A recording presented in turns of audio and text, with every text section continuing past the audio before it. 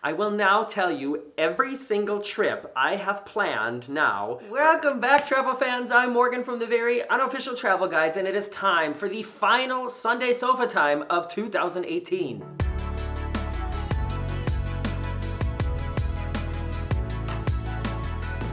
Woo-wee! Can you believe that 2018 is over? What a year it's been. Not only for me altogether, but for the very unofficial travel guides, which, includes you all. You are part of this with me as well. And I had a really great year. And what I want to do today is something I do, I guess, every year at the end of the year. I want to sit down and go through all the highlights of 2018 here on the channel and talk about a few things. And as you're watching this, if you hear me talk about something and you think, oh, that sounds interesting, well, there's videos about all this stuff. So if you were gone for a while, if you missed something, just go back, look through my library, search for the keywords, and then you will find videos about all this stuff. I had a really good time just this morning looking through all the videos that I've made this year. And it was like, sometimes I, am puzzled by my productivity.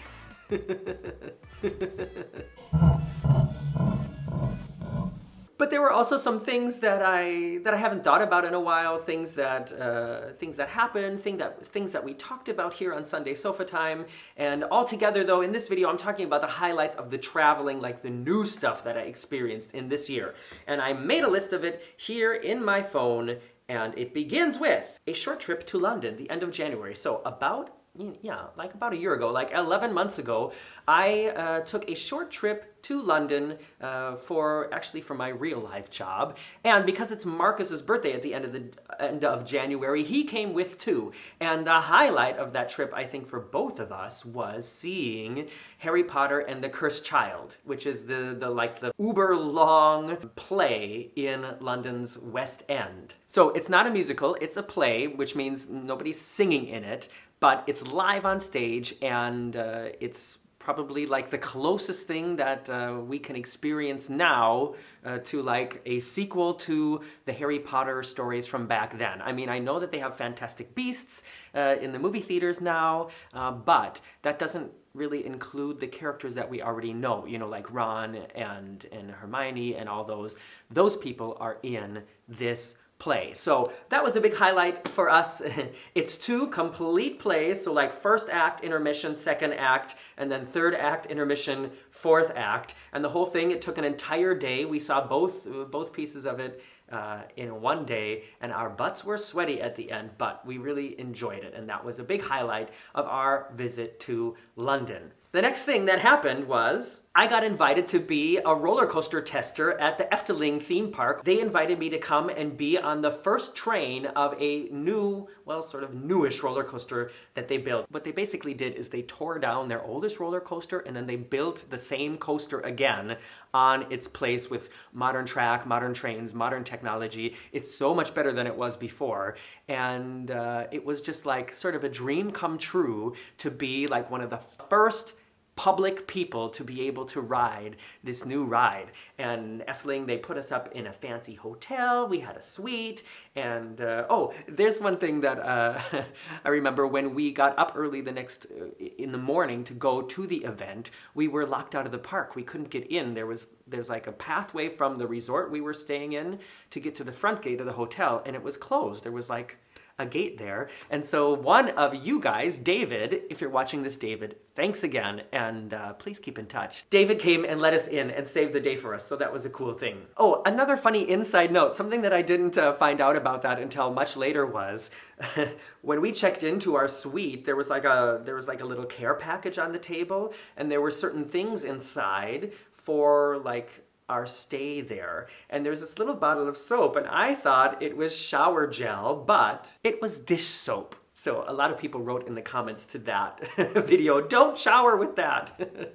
So yeah, fail. All right, the next thing that happened was we took sort of a surprise trip to Disneyland. It wasn't a surprise for us. We knew that we were going there, but I didn't tell you guys. That was paired with the next thing, which was our cruise on the Norwegian Escape, which was my mom's first cruise. So I had communicated to everybody that we were cruising on the Norwegian Escape with my mom, and I was very excited about that. But what I didn't say is that on our way to Florida, we were stopping in Paris to go to Disneyland Paris. So that was a fun thing for me. I always love to sort of like surprise you guys and sort of keep you guessing about what's coming next and what are the plans. And if you want to know more about some upcoming plans, then make sure you watch to the end of the video because I'm going to be talking about it there at the end. But so we got to go back to Disneyland Paris. Actually, for the first time ever, we bought annual passes to Disneyland Paris. I've never had an annual pass to any Disney park.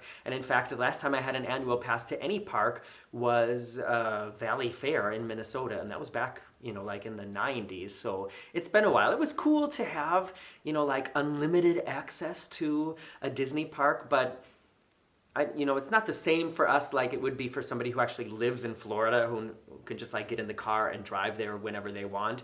We actually did get our money's worth out of it because I think we went 3 times within this year period that we had. And we got some extra special pixie dust, some extra special magic from Marco. So Marco, if you're watching, very special thank you again. And that was what we did on our way to Florida. So we got to Miami, we stayed on Miami Beach for one night, and then we boarded the Norwegian Escape with my mom and her friend Tim, and we had a fantastic time.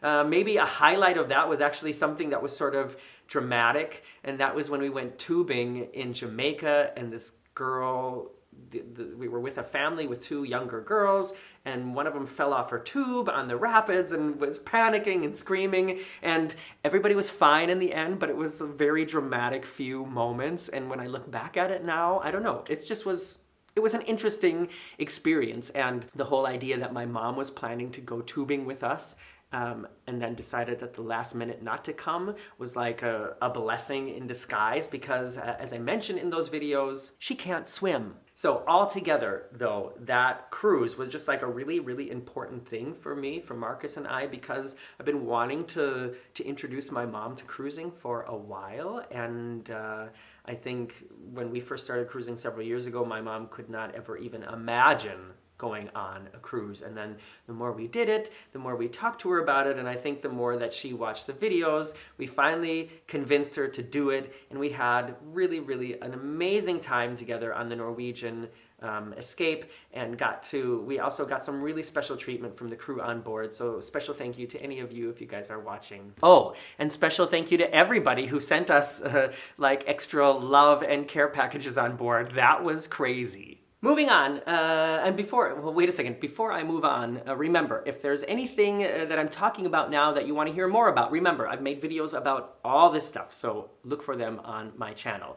The next fun thing that we got to do was we did a mini, almost like a micro cruise on the Norwegian Jade. So we flew from Hamburg to Southampton. That was the drama. I forgot about that. We almost missed our flights, and then we missed our bus to get to the port. Forgot about all that drama. Now that I sit down and talk about it, now I remember. I should go back and watch the videos again myself. We flew from here. I think we transferred in Amsterdam, and then Amsterdam, or was it Maastricht?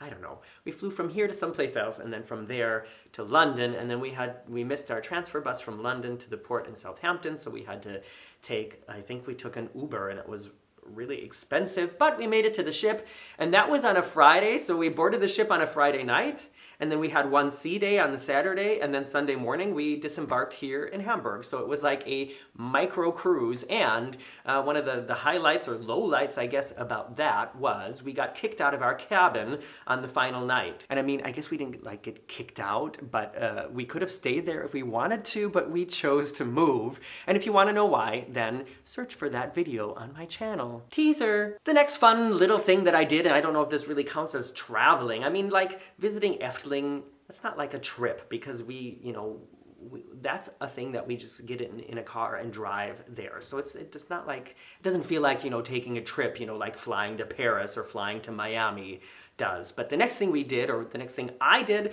was I went to Oktoberfest. Yes, the biggest Volksfest in all of Germany. It's someplace I haven't been for several years, but spontaneously jumped in a car with a friend of mine and we drove down there.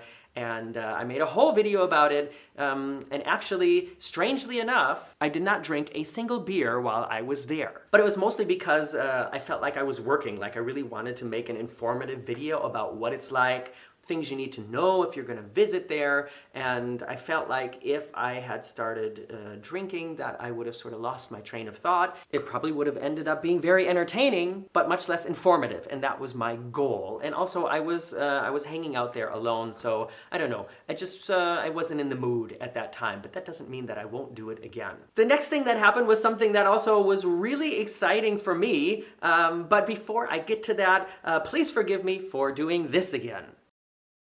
Gotta pay those bills. And speaking of bills and paying and raising funds to travel more, the next thing that was really exciting for me is I created some new merchandise, and this was one of the things I created. It's my cone shirt, so this is like an ice cream cone, and instead of the ice cream, it's some big puffed up lips and some Gucci sunglasses, which is all a reference to that evil, nasty woman I saw on the Norwegian Epic who was rude to the guy. You guys know the story. I don't have to explain it all. But so I created shirts with this. I created tote bags with this. I created towels with this, and a lot of you guys took the opportunity to snatch up some of this merchandise. And if you guys are interested, if you're still interested in getting more of it, my Teespring shop is still online. Now, I know some of you have not had the best experience with Teespring. I also have been sort of unpleased with some of the customer service they've been offering. However, at the moment, it's really the only service I can use as somebody who's based in Germany, selling things all around the world, and also it's like the one official partner of YouTube now. So that's the one I'm sticking with, and most experiences have been good, and I'm happy with the merchandise, especially the towels. They're so soft and cuddly. So, like I said, if you want to get any very unofficial Travel Guides merchandise because you need a new t-shirt, because you need a new tote bag, because you need a new towel, you can buy it from my Teespring store, and it helps me support what's going on here on the channel. Because remember, I pay for all of this myself. I'm not sponsored by any cruise line, by any theme park. Yes, sometimes I get invited to events, but I pay all my own travel expenses, and it does add up. The next two things that I want to talk about are, they all happened in November, and one of them was something that was a long time in the planning, and the other one was something that was really spontaneous. So the first thing was, I flew to New York, and then I cruised to Bermuda on the Anthem of the Seas, and that was really, the entire thing was a really amazing experience.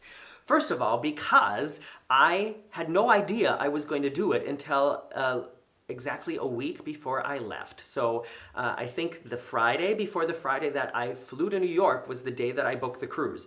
And I talked about this more, I think, in another Sunday Sofatime, in the Sunday Sofatime where I talked about that I booked the cruise.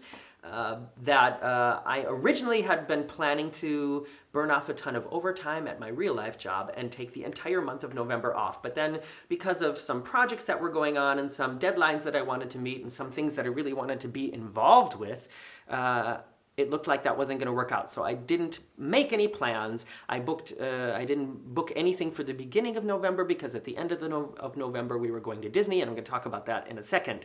But then November came along and I realized, all right, things are going good. I've got this done. I've got this done. She's working on that. He's working on that. This is all going to work out. And then, like I said, I decided, you know what?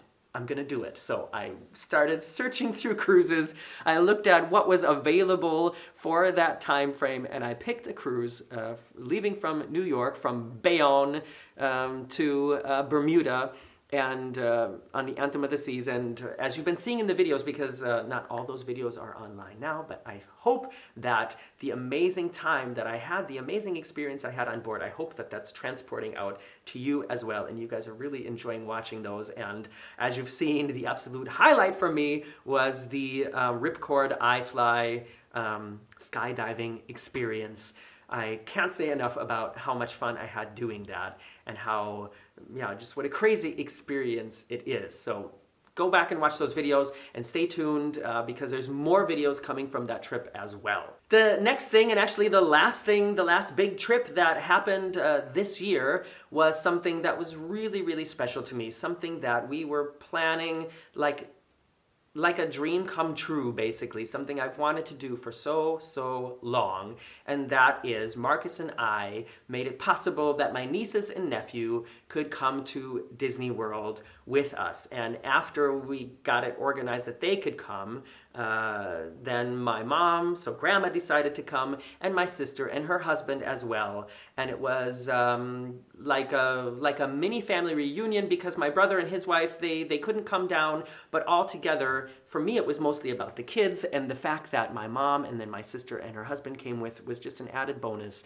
And it was just, like I said, it was a dream come true. Marcus and I have been to Disney so many times in the past years, and every time we've been there, I've always thought, oh, I wish we could take the kids, or, oh, it would be so much fun to see their faces, on Big Thunder Mountain, or I would love to show them, illuminations, all these things, all these great experiences that we've had. And finally we made it happen. And I just, the whole time we were there, I felt so much love, and we had so much fun, and we made memories that I'm sure none of us will ever forget.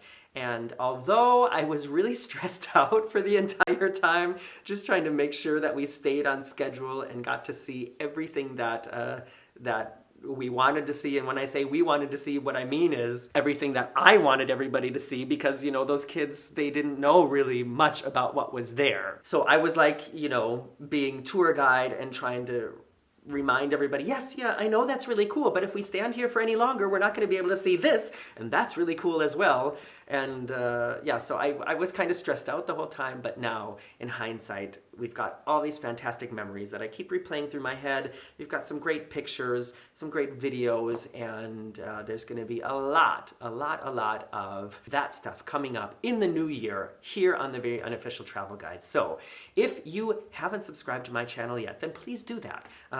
It doesn't cost anything. You don't get any junk mail. All that happens then is that when I or any of the other people that you subscribe to, when we post a new video, you'll just get an update about it. So you know that there's something new to watch, and then you can look at the title, at the thumbnail, and then if it's something you want to watch, then you click on it. Something you don't want to watch, then you don't click on it. And nobody's forced to do anything around here. Thanks again to everybody who made 2018 one of, if not, probably the best year here on the Very Unofficial Travel Guide. So many great things happened.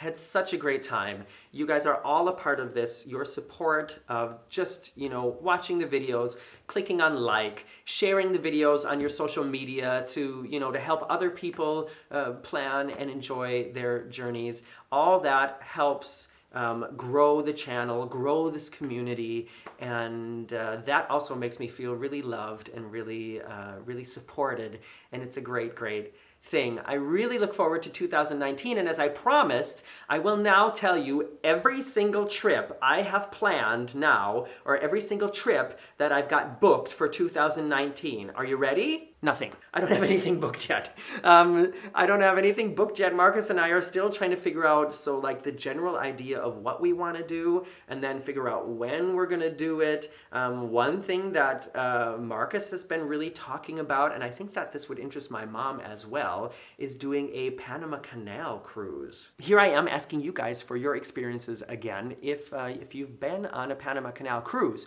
please write some things about it in the comment or send me a direct message.